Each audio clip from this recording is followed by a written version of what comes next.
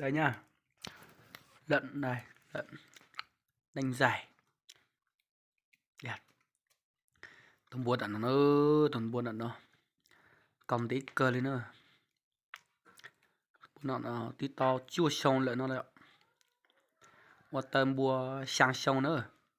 Chả sông lớn mua xạ. Xạ tao ó sông ạ. Chả chua sông ạ. Cần tí cơ lên nữa. Chiêng cầu tỏ họ đại tờ nữa. Sao nó giờ sao lâu ạ. Sao là bại sao lâu. Sao tỏ sao xì. Ở sao chỉ cô khẩu giống dạng gạo thế nữa. Chẳng riêng có tỏ họ đại tờ là xí nữa. Sẽ thằng buôn nào mà công ty tiệt thì tụ cầu là lót cơ lên được.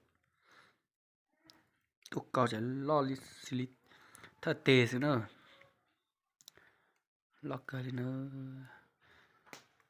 Cô chọn xa tọt nó cho nên xe họ xe thiệt ạ. Thế có món để rau. Đến lông cho đến non này họ xe thiệt ạ. Xe nữa xe tùng buôn nào. Lợn to nha. Cái kia là to luôn. Đấy.